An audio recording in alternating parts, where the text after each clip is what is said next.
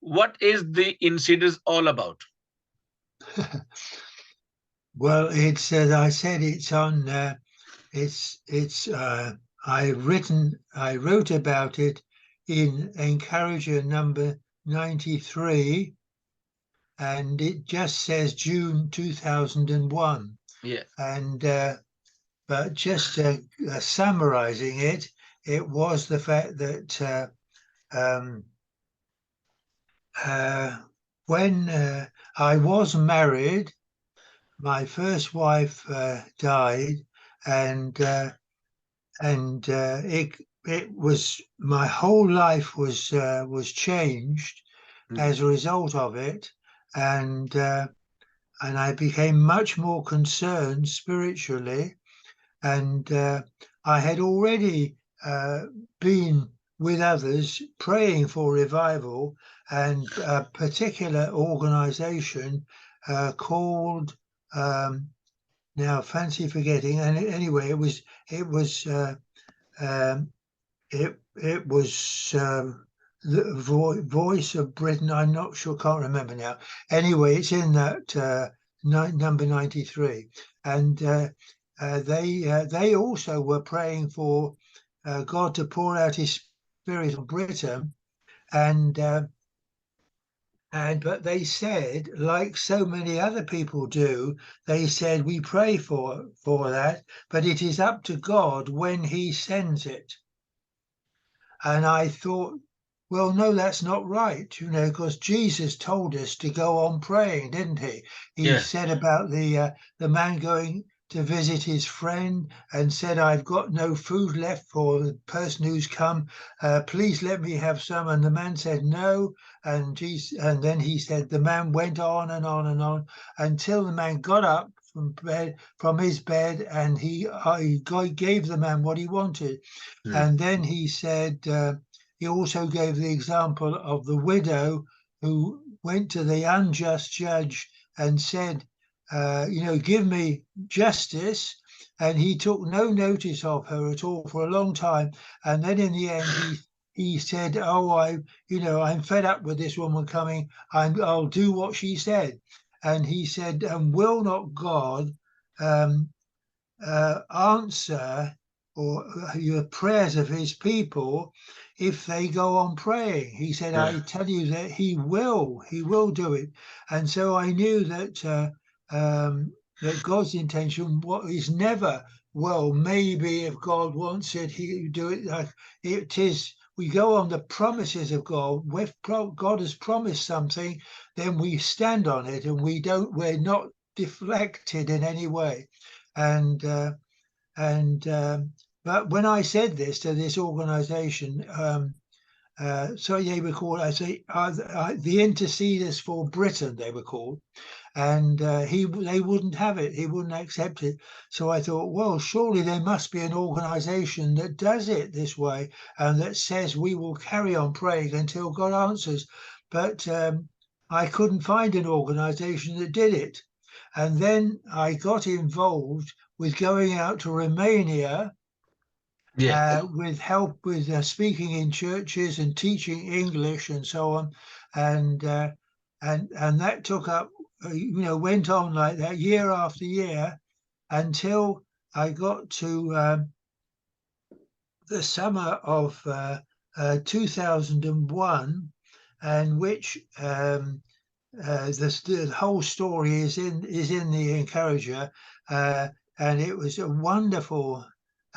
We were at a camp for Mm. young people in a beautiful wooded valley, and but it was real camping. Yeah. We were all sleeping in tents, and it was just basics there.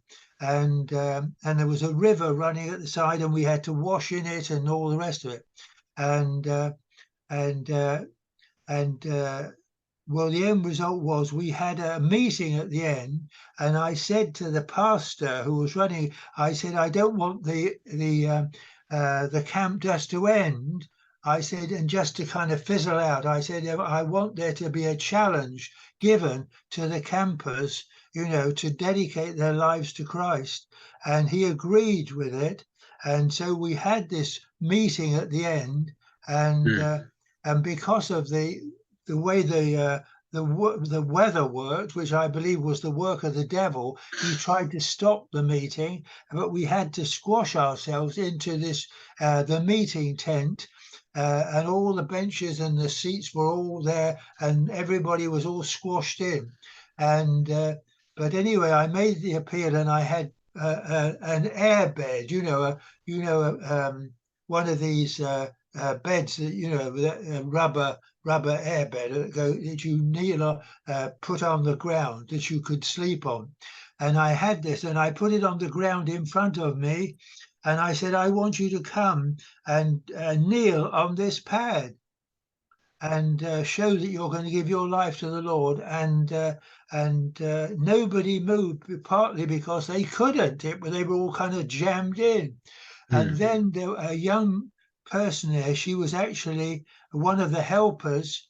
She realized what was happening, and it was a battle going on with the devil. And so she prayed, even though I couldn't understand her. She spoke Hungarian, and she prayed that the devil would get out, he would be defeated, and the Lord would take over. And all I knew was that the next thing was that the one of the group, of course, they were in different groups. The top English group was the one I was teaching. The oldest one in this group, he stood up and he said, "I will kneel on the pad," which is amazing because he didn't have to say anything. And he came and with great difficulty, he got out, past everything and everybody, and came and knelt down on the pad in front of me. And it was just, I was just so pleased because he didn't just mumble a prayer or something. I could see that he was actually convicted of his sin, and he started confessing his sins.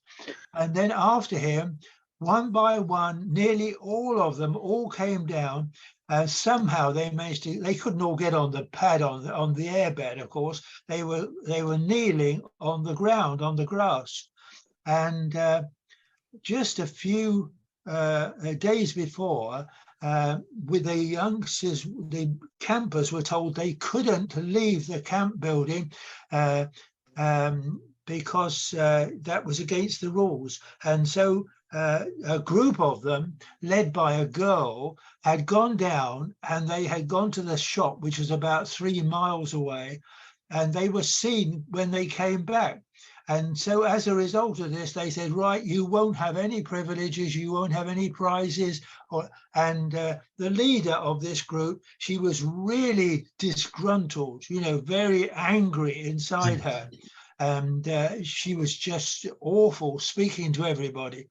And after this young man came down and kneeled, the next thing I saw was this girl leader of the rebel group, and she was kneeling right in front of me. Absolutely wonderful. Now, we couldn't do anything like that. That was obviously God working. And she started praying in the same way and confessing all her sins. It was wonderful. And the others did as well. And I could tell you a lot more about it, but I've written in the Encourager about it. And I realized that it was God doing this. It was his spirit doing it. And after a time, and they were crying out. They weren't just praying, Lord, do this. And they were really crying out, and they were under conviction of sin.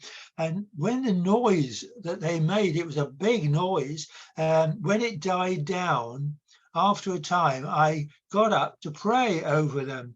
And I started to pray over them, but then all the noise and all the groaning and complaining and the confessing of sins all started up again, and I had to stop it. I had to stop speaking because people weren't able to hear me. And I was reminded, because I've read stories of revivals when this happens, and a preacher is preaching to the people, and he has to stop because the noise of the people all confessing their sins is so great that he has to stop. And I never thought I would see that again. I would see it in my lifetime, and it was wonderful. And so they carried on, and then the end. Well, to cut the long story short, they were supposed to have a meal at 8 o'clock. The meeting started about 5:30, and they were supposed to be having a meeting about a meal about 8 o'clock. And I looked at my watch, and it said 9 o'clock. Oh, okay. When God works, Huh. all time is forgotten. Wonderful, isn't it? Yeah. And you can imagine young people not bothering about eating food. Yeah, Praise the amazing. Lord. Yes, yes, yeah, yeah. So it was just wonderful, and so I said, oh, I said, I've got to. It's look at it, it's 9 o'clock. I said, I've got to go, because it was my last night there, and I was due to be picked up and taken to the railway station to Praise catch the the Lord. Yeah. train to come back to the airport. And so I had to quickly pack my things up and go. And then there was time we stood around in a circle, because the rain had stopped by this time. And I hadn't mentioned about the rain. It was all part of it. The devil was trying to stop this, not only by rain, but really heavy rain. And it came bang, bang, bang on the roof of the tent all the time. So it was amazing that anybody could hear anything. And the rain by this time had stopped, and we all gathered around, and we sang what is the kind of international Baptist song, "Blessed be the tie that binds our hearts in Christian love." And it was wonderful. We all held hands and we prayed, and then I had to go quickly. And it's there have been some wonderful results from that afterwards. And then the next year I went out to the camp again, and God worked, but not in that way, but he still worked in a wonderful way.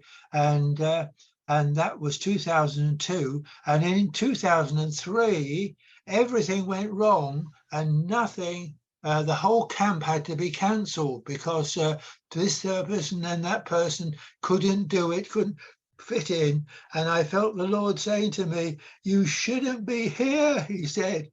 He said, you know what I've called you to do. And and I didn't have to be reminded, because I knew he was talking about setting up this prayer organization, you see. And so I said, "Okay, Lord, I'll do what you say." And every time I went out to Romania, I would say to people, I am, I went out, pray for this, pray 1, 2, 3, 4. And when we came back, I sent them a thank you and saying, "God answered your prayer, 1, 2, 3, 4, wonderful." But this time, of course, I said, I'll tell them the truth. And when I got back, I said to the people, it didn't happen like I asked. Number 1 didn't happen, number 2 didn't happen, number 3 didn't happen, number 4 didn't happen. But I said, the Lord told me that we should concentrate on Britain, even though I still, have a heart for Romania. He said, we are, and I'm going to ask you to commit yourself to praying every day